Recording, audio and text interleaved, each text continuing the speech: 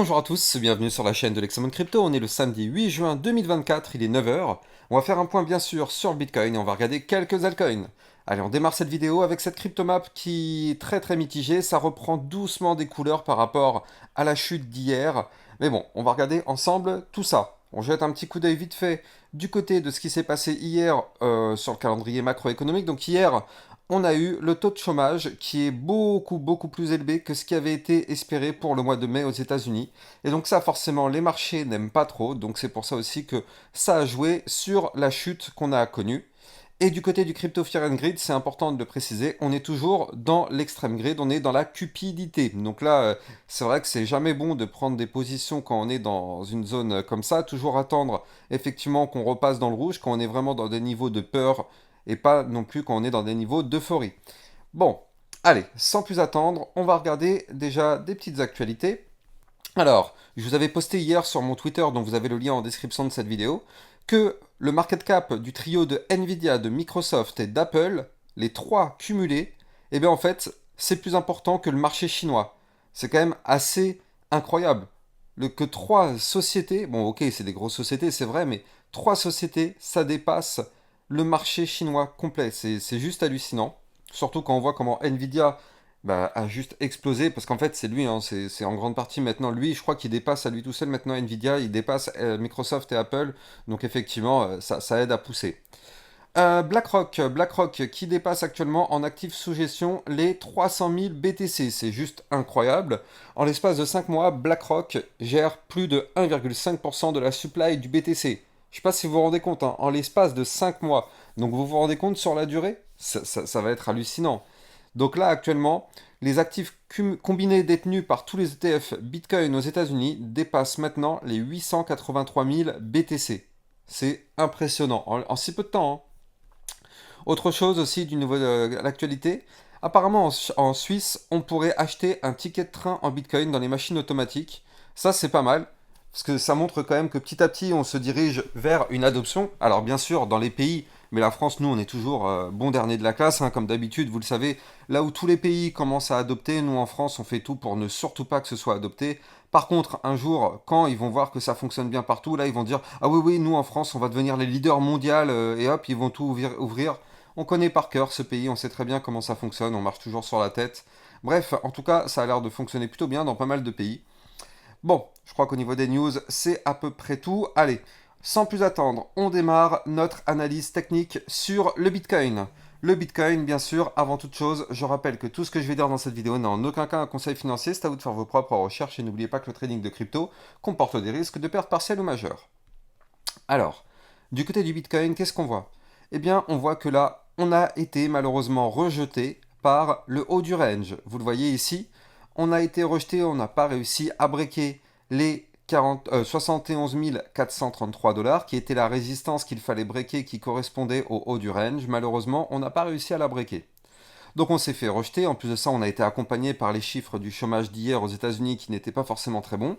Donc du coup, qu'est-ce qui se passe? On a chuté et on est revenu retester le support.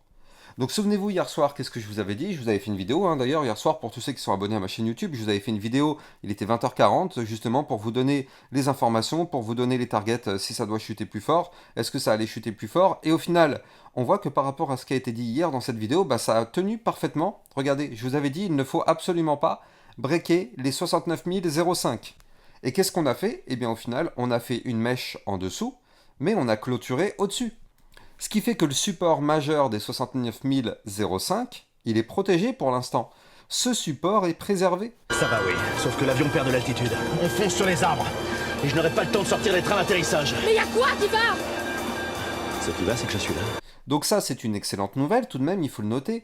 On a été chercher des points bas, mais on n'a pas cassé le support, et donc, par la même occasion, nous n'avons pas fait de points bas plus bas que les précédents.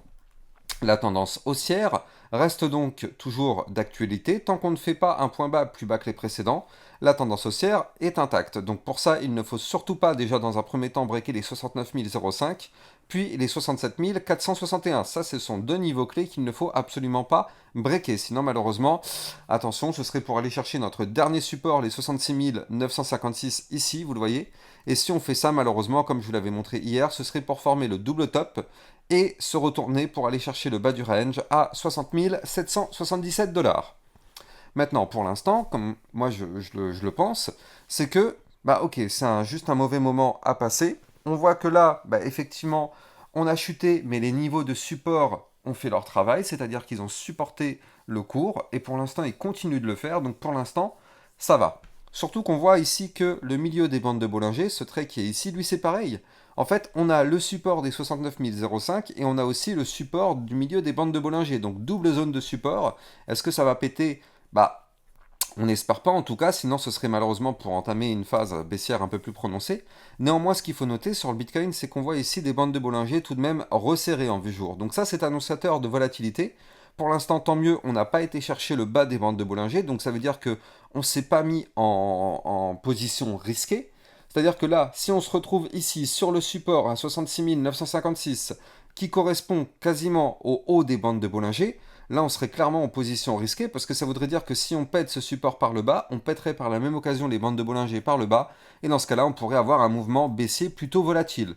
Donc là pour l'instant nous c'est pas notre cas, on reste toujours au-dessus du milieu des bandes de Bollinger, donc tant qu'on est au-dessus du milieu ça veut dire qu'on est plus proche du haut que du bas, et donc vu qu'on est sur le support, l'espoir de revenir voir le haut des bandes de Bollinger, eh bien, il existe. Et en plus de ça, le haut des bandes de Bollinger correspond au millimètre près au haut du range. Donc vous l'avez compris, c'est quoi qu'il arrive, c'est le niveau clé donc du haut du range, 71 444, qui va être vraiment déterminant. Et si on break ça avec ces bandes de Bollinger resserrées, on pourrait avoir, pourquoi pas par la même occasion, un mouvement volatile important. Haussier. Maintenant, je rappelle, hein, on a toujours cette figure chartiste en tasse ici avec la petite anse sur le côté. Est-ce que cette figure chartiste est terminée? Bah écoutez, le fait de s'être fait rejeter ici, disons que pour l'instant, ça casse un petit peu le truc. Des fois, on forme une tasse et anse en trois temps, c'est-à-dire qu'on fait la tasse, la petite anse et une anse à la petite anse avant de décoller. Donc ça peut aussi être fait parfaitement. De toute façon, on n'a pas de boule de cristal, on ne peut pas voir, enfin anticiper tout ça. On peut juste détecter le pattern, mais savoir être sûr et certain que ça va breaker, personne ne peut le faire. Dans tous les cas, la ta séance est toujours validée, on va dire, enfin est toujours pas validée, mais toujours présente. Tant qu'on ne casse pas les 66 956, on a toujours cet espoir. Si maintenant on perd ce niveau clé, la ta séance qui nous permettait d'aller chercher pourquoi pas les 86 000 $, par contre là vous l'avez compris, serait terminée. Il faudra attendre de refaire un pattern pour pourquoi pas se remettre à la hausse. Mais bon, on espère vraiment qu'en tout cas ces niveaux clés vont tenir. Allez, mettons-nous sur la vue 4 heures. Donc là on voit parfaitement que c'est le cas. Vous le voyez ici, on a rebondi pour l'instant sur le support et on voit que on est peut-être en train de tenter la phase de pullback. Ça vous le savez, je vous l'ai déjà appris pas mal de fois. Quand on casse un niveau clé ici, et donc c'est ce qu'on avait fait, on avait fait un double top, et bien du coup ici on a breaké le range avec ce double top, on a chuté. Et bien là l'avantage c'est qu'on est peut-être en train de rebondir sur le niveau de support, et dans l'idée, vu qu'on a breaké un niveau clé ici à 70 489 $, et bien dans l'idée on est censé revenir retester ce niveau clé. Donc il y a quand même de grandes chances pour que d'ici la semaine prochaine ou même semaine prochaine, on revienne retester ces fameux 70 469, c'était ça? Oui, c'est ça. Donc du coup, on va juste surveiller ça de près. Mais là, tant qu'on ne perd pas le support des 69 005, on a cette phase de pullback qui nous attend. Attention, hein, ça ne va pas être de tout repos parce que je rappelle que là maintenant, on a les 69 809 comme résistance ainsi que les 70 210 en résistance. Donc est-ce qu'on arrivera à faire le pullback complet et à tenter de réintégrer le range par le bas ici, ce qui serait vraiment très positif? Bah ça risque d'être tout de même compliqué. Néanmoins, tant qu'on est au-dessus du support, je le rappelle, des 69 005, on va dire entre guillemets tout va bien. Même si ça a chuté, mais ça va. Ça va. Donc bon, on va continuer de surveiller tout ça sur notre Bitcoin, bien évidemment. Mais en attendant, on va passer aux altcoins. On va passer aux altcoins. Vous avez été nombreux à me demander qu'est-ce que fait la crypto Nut. Alors, du coup, on regarde ça et on voit que pour l'instant, bah, on n'a pas le choix. On est sur une phase descendante. Ici, vous le voyez. La CryptoNote a fait un très joli pump, puis derrière, on retrace, on retrace, on retrace, on retrace, on retrace. On est actuellement sous ligne de tendance baissière, vous la voyez ici, cette ligne. Donc tant qu'on est sous cette ligne, il est inutile d'espérer le moindre pump, il n'y en aura pas. Maintenant, ce qui est bien, c'est que là, en fait, on est dans une figure chartiste en bout de flag. On a le pump, le retracement sous forme de canal descendant ici, et en général, ce type de pattern a plus tendance à vouloir breaker par le haut pour prolonger le mouvement haussier. Donc là, pour l'instant, on est sous la ligne de tendance baissière, mais si cette ligne de tendance baissière vient à être pétée par le haut, alors dans ce cas-là, effectivement, on pourrait entrevoir une nouvelle petite phase haussière sur cette crypto, dont les targets de cette potentielle future phase haussière, je vais vous les donner. Je mets juste bien mes malines, voilà, parfait. Donc les potentielles targets, ce seraient les suivantes. Donc déjà, si on reprend un peu de force, ce serait pour aller chercher l'ancien bas de range, 0,02083. Puis, si on réintègre ce range par le bas, le niveau clé, ce serait les 0,022403. Puis par la suite, nouvelle résistance à 0,024037. Puis, si on casse ce niveau clé, l'idée serait de revenir rechercher ici les 0,026190.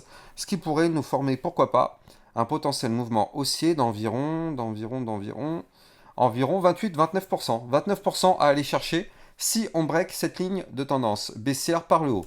Maintenant, attention, ne soyons pas naïfs. Tant qu'on ne break pas cette ligne, il n'y aura strictement aucun mouvement haussier. Donc, vous l'avez compris, on est actuellement bloqué. Donc, c'est inutile de tenter de prendre une position maintenant. C'est voué à l'échec. On ne sait pas si le pattern va valider ou pas. Personne n'a de boule de cristal. Néanmoins, si ça se valide, effectivement, ça pourrait être à ce moment-là assez intéressant. Allez, on va regarder les altcoins aussi, donc du top 100. On va faire un petit point sur l'Ethereum aussi, il faut quand même le noter, hein, l'Ethereum hyper important, surtout en ce moment avec l'approbation des ETF et le fait qu'il pourrait pourquoi pas être bientôt mis en trading, en disposition sur les plateformes. Donc là, pour l'instant, sur notre Ethereum, eh bien écoutez, on compresse, on continue de compresser, souvenez-vous. Je vous avais parlé de ce range, alors attendez, hop là. Je vous avais parlé de ce range, vous le voyez ici parfaitement. Donc là, on a malheureusement breaké le premier range par le bas, vous le voyez ici, tac, cassure du range par le bas, signal de vente, ça chute. On a été chercher l'ancien niveau que je vous avais donné, hein, souvenez-vous. Je vous avais dit, moi, dans cette grosse boîte violette qui est ici, ce sera une belle zone pour venir réaccumuler. Entre les combien c'était? Entre les 3646 et les 3129 $, ce sera une zone parfaite pour venir réaccumuler. Pourquoi? Eh bien parce que, effectivement, ce sont des belles zones de support. On a le ruban de moyenne mobile, on a plusieurs supports. Donc effectivement, c'est plutôt intéressant, surtout qu'en réalité, le niveau 0,5 Fibonacci ainsi que le niveau 0,6 se trouvent dans ce range, enfin dans cette boîte. Donc c'est pour ça, franchement, pour l'instant, oui, ce serait une très belle zone de recharge, en tout cas, si on continue de chuter et d'aller chercher ces niveaux clés dans cette boîte. Donc les niveaux clés sont les 3624, puis ici les 3294 et le bas de la boîte. Effectivement, ces niveaux clés seront effectivement intéressants. Mais pour l'instant, ce qu'on voit, c'est qu'on n'a même pas réintégré cette boîte de rechargement.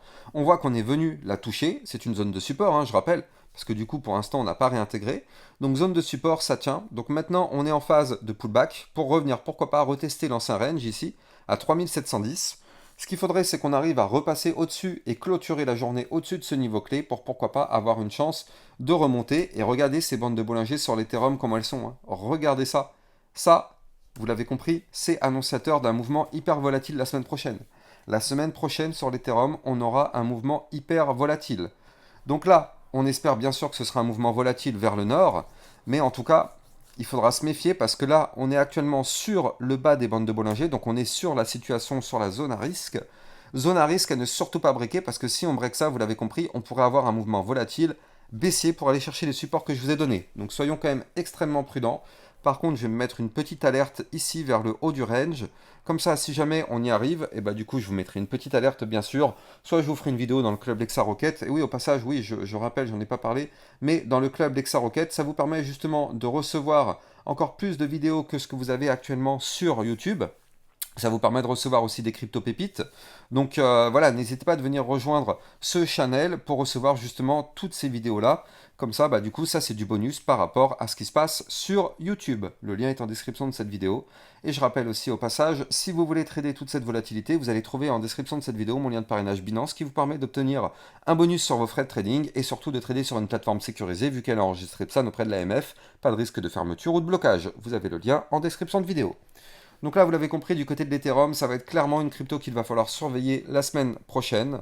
Et on va faire un point aussi sur la crypto BNB qui a fait un nouvel ATH. Vous le voyez, Le BNB qui a cassé il y a quelques jours, ici on avait vu ça sur ma chaîne YouTube, les anciens ATH, donc les anciens ATH c'était ici 651 et 668, bah vous le voyez, on a fait un nouvel ATH parce qu'on a été chercher ici les 711 dollars, on a même fait une mèche ici à 722 dollars, donc pour l'instant du côté du BNB, on est actuellement sur une phase de retracement, ce qui est tout à fait logique après un pump, et on voit tout de même, il faut le noter, qu'on est venu chercher sur cette phase de retracement un moins combien?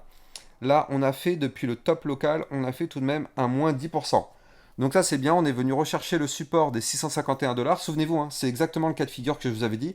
Je vous avais parlé du pullback. Je vous avais dit qu'effectivement, si on casse ici le range par le haut, on pourrait pump, mais attention, il y a le pullback qui pourrait revenir retester soit les 668, soit les 651, soit carrément ici l'ancien haut de range. Bah, vous le voyez, on s'est arrêté sur ce niveau clé, ce qui est un pullback tout de même parfait. On a cassé des résistances qui se sont transformées en support. On est donc revenu les tester. Donc là, du côté du BNB, on est bullish. Tant qu'on est au-dessus du haut du range qui est ici à 635, on est bullish, il n'y a pas de souci, la configuration est bullish. Si maintenant on réintègre l'ancien range, attention, là par contre, ça risquerait de faire très mal. Mais pour l'instant, on est bullish tant qu'on est au-dessus de ces niveaux clés. Et même, ce qui serait top, c'est de breaker la résistance des 722 dollars. Et là, on pourrait former un nouvel ATH. Voilà, j'espère que vous avez kiffé la vidéo. N'oubliez pas de liker, commenter, partager. J'ai plus qu'à vous souhaiter une bonne journée. Et puis je vous dis à plus tard pour une prochaine vidéo. Ciao, ciao!